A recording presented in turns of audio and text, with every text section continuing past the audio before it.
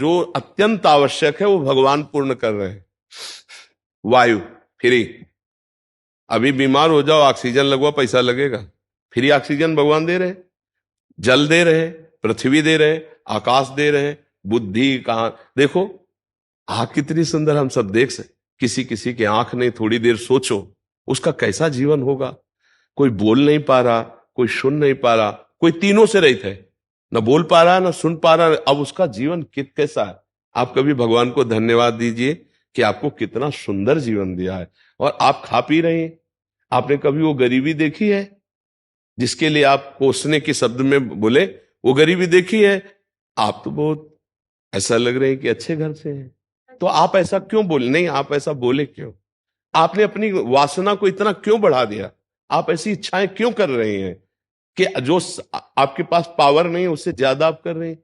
आप नाम जप कीजिए, आप तपस्या बढ़ाइए, आप सत्कर्म बढ़ाइए, उसके अनुसार आपको लाभ मिलेगा। यहां संसार में कुछ फ्री नहीं है। अगर कोई राष्ट्रपति बनी बैठी तो तपस्या की है, कोई यहां फ्री नहीं है। अगर कोई अरबों रुपया में खेल रहा है तो उसने दान किया है, पुण्य किया है, तपस्या की तो है। अब पाप कर रहा है तो उसका परिणाम आएगा, सब नष्ट होगा। लेकिन पूर्व में उसने किया है, उसका फल उसको मिल रहा है। यहां एक पैसा भी फ्री नहीं है, हमारे कर्म के अनुसार ही हमें मिलता है, हमारे कर्म के अनुसार ही जाता है। अब वर्तमान में तुम्हारी खेती क्या है? ये तो तुम्हारी पूर्व की खेती है। अब वर्तमान में आप क्या कर रहे हैं? महाराज जी, वर्तमान में खेती सब चीजों की वजह से मतलब कोई भी काम शुरू करो उसमें मुझे उत्सुकता नहीं है। नहीं नहीं, यही गलती कर रहे हो। पूर्व की खेती तो बिगड़ी हुई थी हमारी, अब पूर्व को लेकर वर्तमान की बिगाड़ दे तो मूर्खता ही है ना।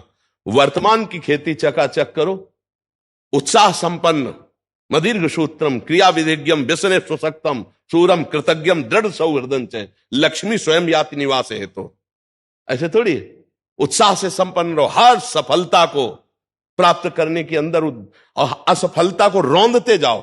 एक बार असफल होंगे, दो बार असफल होंगे, तीन बार असफल होंगे, चौथी बार मुझे ज्ञान हो जाएगा मैं क्यों असफल हो रहा हूं, और उसमें निकल जाएंगे। ऐसा नहीं कि किसी के भाग्य में इतना ही लिखा है कि हर बार असफल होता ही चला जाए, ऐसा कभी हम नहीं मान सकते। हमारा मनुष्य जीवन कोई पशु जीवन नहीं है कि हम केवल प्रारब्ध के अधीन है। हम नवीन कर्म करके नवीन प्रारब्ध की रचना करने आए हैं। हमें निराश नहीं होना, हमें नाम जप करना है, पवित्र चरित्र रखना है, दूसरों के अधिकार की रक्षा करनी है। क्योंकि आप किसी एक परिवार में होंगे, आपका कोई परिवार के सदस्य जन होंगे, उनके भावों की रक्षा करनी, उनकी सेवा करनी है, और सांसारिक उन्नति के लिए हमें प्रयासरत रहना है। अगर हम असफल हो जाते हैं व्यापार में, नौकरी में, प्रयास में, तो हमें निराश होकर नहीं बैठना, हमें फिर और उपाय करने हैं। किसी न किसी दिन सफलता हाथ लगी जाएगी। ऐसा नहीं है कि हम असफल होते ही चले जाएं। हम आपको एक शास्त्रीय दृष्टांत देते हैं। विद्यारण्य नाम के एक बहुत बड़े सन्यासी हुए हैं। वो गरीब ब्राह्मण के घर पैदा हुए थे, तो माता पिता के पोषण के लिए उनके पास व्यवस्था नहीं थी। तो वो चूंकि ब्राह्मणत्व में थे तो उन्होंने संतों का संग किया था, तो गायत्री